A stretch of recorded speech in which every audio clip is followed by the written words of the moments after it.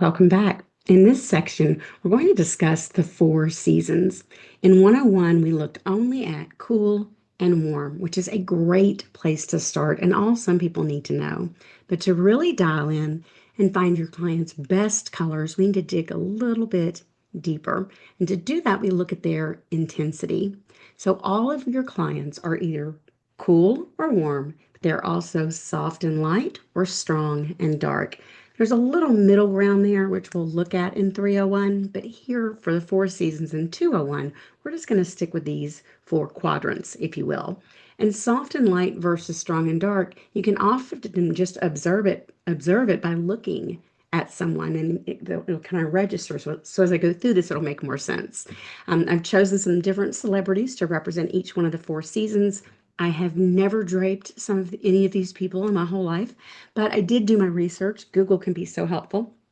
So I looked for pictures of them at a couple of different stages of life. As young children, usually our hair is a little bit lighter when we're 6 or 5 or 6, 7. And then around puberty, it darkens a little bit and kind of sets out to what our natural shade is going to be. And then I looked at more recent pictures, adult pictures. Um, and that's when people are starting to color their hair and do all kinds of crazy things, especially stars, always following the fashion trends and the advice of stylists. And so sometimes that gets a little bit confusing. But if you can see a childhood picture, see a picture around puberty, it'll give you a good idea of what their true coloring is, whatever they go on to do later on. So that's how I picked these models. And I think you'll see some familiar faces here. So we'll start with if your client is cool and soft and light, we would call that a summer. And you can kind of look at some of these examples. They're just kind of light and ethereal, looking like we have a Reese Witherspoon up there. Let's talk about the characteristics because it is more than hair color. I want to stress that every chance I get. It is definitely more than hair color, but hair color can be a great indication. And it is part of that overall soft and light or strong and dark, that natural hair color. And sometimes people will ask me, well, if I change my hair color, does it change my season? It doesn't. Often it conflicts with your season and fights your season. So, a good rule of thumb is never to take hair 2 shades lighter or darker than the natural third at the most. And sometimes hairdressers really, really like to press the envelope and make everybody red in the fall and make everybody blonde in the summer, but it's best to stick within 2 or 3 shades of your natural hair coloring. But let's start out talking about their skin tone.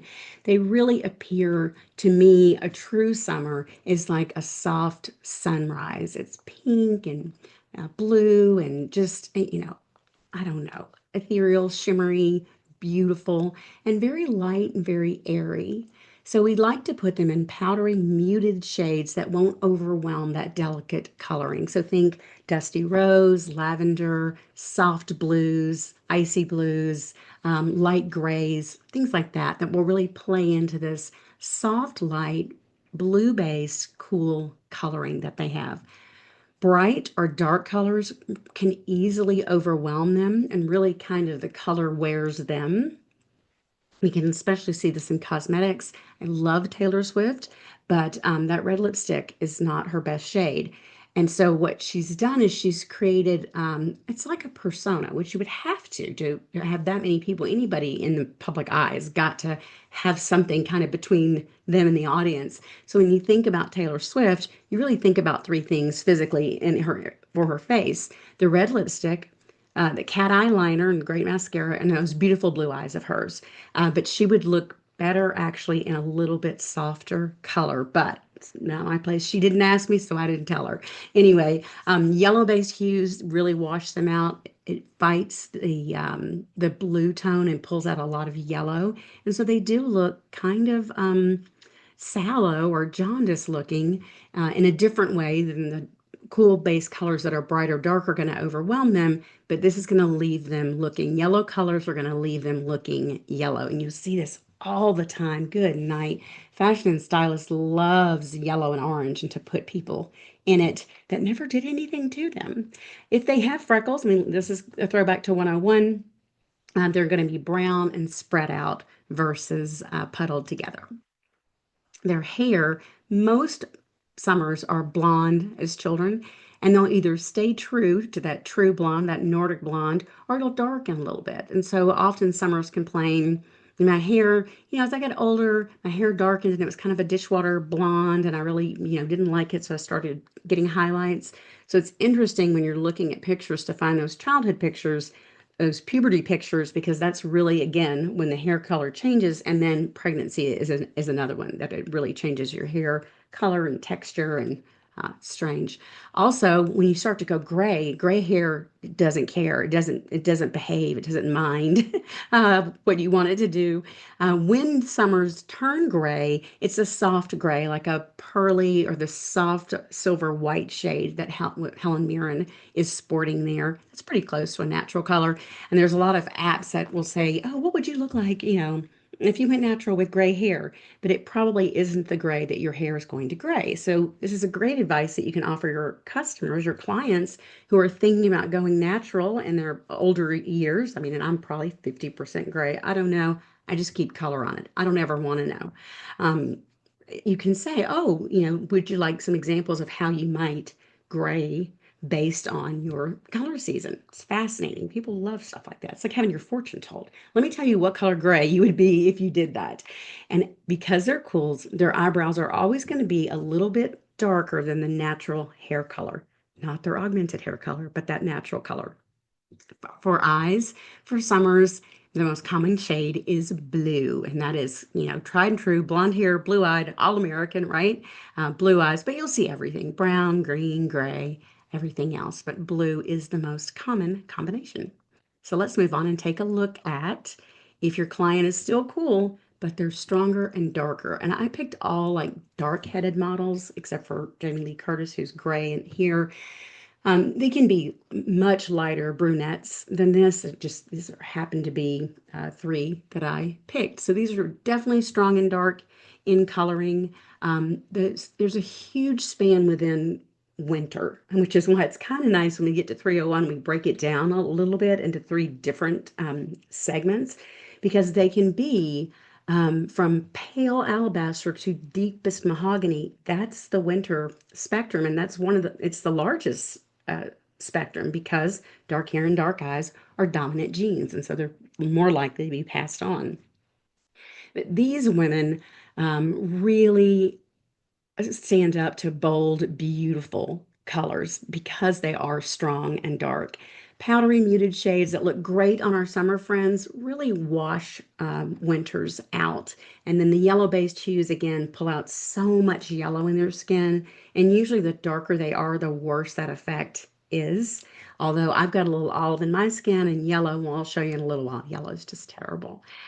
So bright colors, think gemstones, jewel tones, emerald green, sapphire blue, and then brights like fuchsia and true royal blues, things like that. Just really pure hues, pure colors, really just are dazzling on them, and they just stand up so well to it. It's amazing. Again, if they have freckles, they may or may not, but if they do, they're brown, kind of like a beauty mark color, and they'll be spread out. They won't have a lot in any one area, particularly when we're young. We start to get those age spots when we get older, but those don't count. Hair, this is again a huge range. Mostly, you're going to see mostly brunettes in this range, even as children. Although until I was about 5 or 6, I was pretty blonde, but I was outside a lot. And so, that will lighten your hair up.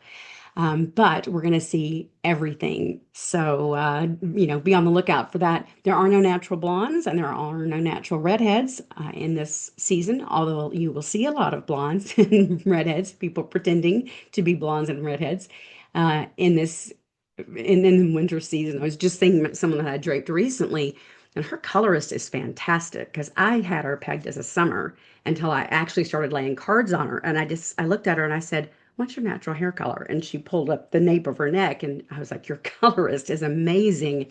I did not see that as a bottle job at all. As they age, they will gray out to this gorgeous silver gray that Jamie Lee has. And sometimes even a pure white. And then again, eyebrows are going to be in this category. darker or the same color, depending on how dark their hair is. That's just a cool characteristic again. Cool, because we're cool. Now I just told you what I am. All right, let's move on and look at the other side of the color wheel, starting with soft and light, warm and soft and light.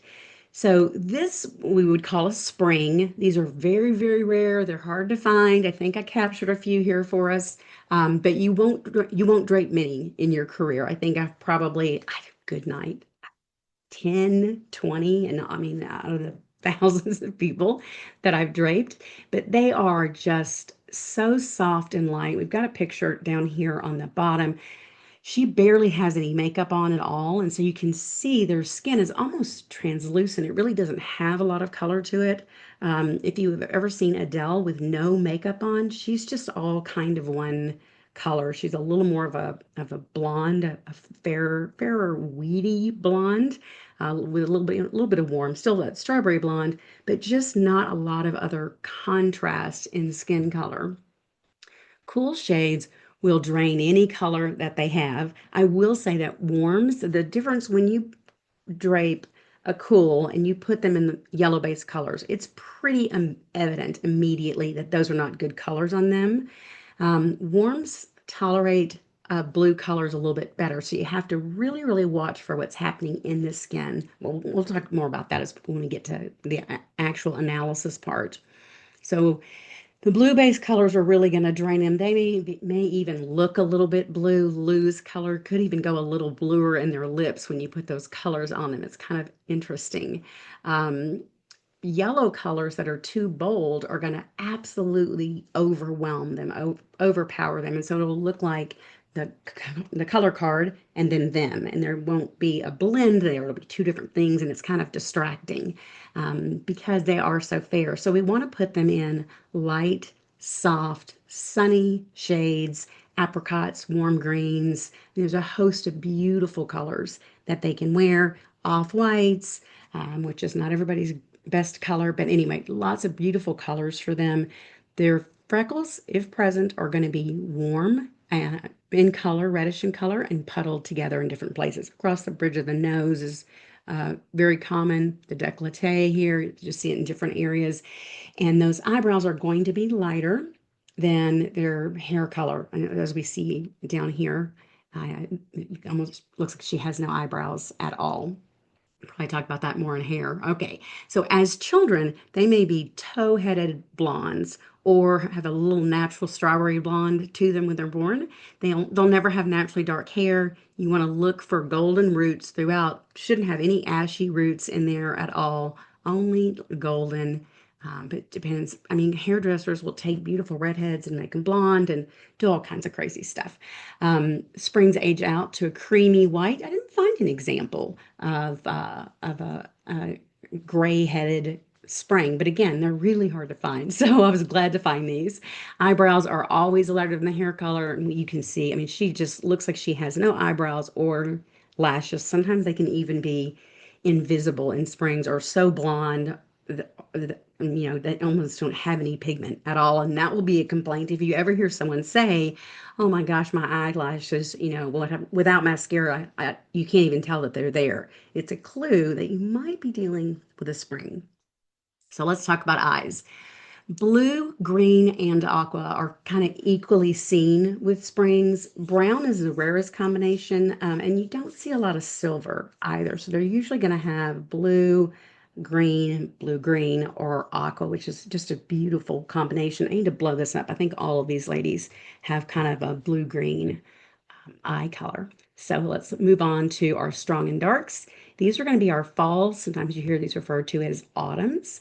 I like to keep it cohesive and go with fall because we're using winter, summer, spring. Autumn sounds weird to me. So they are strong and dark with a fiery glow. They have a beautiful ivory skin tone. The cool shades are going to drain the glow from them. It's not going to be as dramatic when you put a cool shade on them, but once you get a warm on them, you'll see night and day, like, oh no, this warm color, their hair's fiery, more, redder, they've got great color, sparkle to their eyes. So you want to watch out for those cool colors that might trick you a little bit. Light colors are going to just kind of wear them. It's going to stand off of them. And these are easy to find. Once you start looking at celebrities, you'll develop a profile of a couple of them and you can see, oh, there she is, and that she's strong and dark and she's got this soft and light color. And so there's a disconnect in how that looks. Bold, bright, yellow-based colors are the way to go. And then really, their colors really are these colors of fall, these bright, vivid crimson, golds, warm greens, russets, browns, just gorgeous colors. I'm always so envious of falls, pumpkins, it's just all the things of fall. And their freckles, if present, are going to be reddish and puddled together. A lot of times, their skin is just so creamy they don't have freckles, and that's anybody who's warm, whether they're the spring or fall.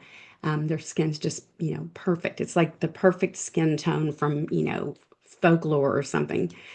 Hair, they may have strawberry blonde hair as children, or they may come out with fiery red hair and keep it. This ranges from that fiery red, and this is Nicole Kidman in a more natural color for her, a really fiery red. She's gone to a really washed out blonde. It's kind of interesting pictures of her now. I think she's so out of her color scheme that she really, I don't know, she just looks kind of washed out. And I think she's really vibrant and beautiful, but she's just made that shift and she doesn't quite look like herself. Let's see, where was I? I got distracted by Nicole Kidman. Anyway, so Fire Engine Red or Deep Auburns too are in this category. Never black, never brown. Look for the chemical dye jobs because, again, they love to do it and they'll lie to you about it, even though it doesn't change anything. And they age out to a creamy white. I didn't do any grays for reds. I have to go back and find some. Eyebrows are lighter than the hair color, and often again very, very light. They might be red, they may be blonde. So a good indication. Brown or green are the most common in the fall season, although aqua and blue can occur. You don't usually see steely gray, more of a blue or a green blue in this particular category. So there are four seasons. That's it. We'll be back for more.